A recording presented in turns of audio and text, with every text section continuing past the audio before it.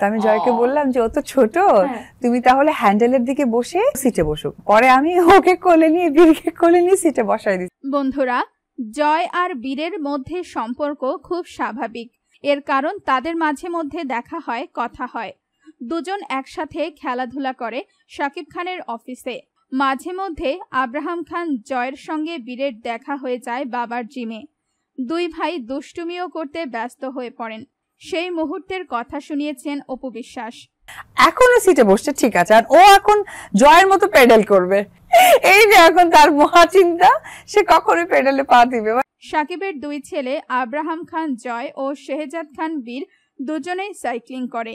জয় বয়সের তুলনায় অনেক বড় হয়ে গেছে, আর বীর স্বাভাবিক বাচ্চাদের মতো বেড়ে উঠছে। সাইকেলিং করা নিয়ে রীতিমতো প্রতিযোগিতা হয় আব্রাহাম খান জয় আর বীরের। বীর জয়ের মতো সাইকেলে প্যাডেল দিতে চায়, কিন্তু জয় তাকে সাইকেলে বসতে দিবে, কিন্তু সে বীরকে প্যাডেল করতে দিবে না। এভাবেই দুষ্টুমি করে দুই ভাই। অপু বলেন, দুই ভাইয়ের মধ্যে অনেক মিল। দুজনেই দুজনকে অনেক পছন্দ করে, দুজন একসঙ্গে খেলা করতে অনেক পছন্দ করে।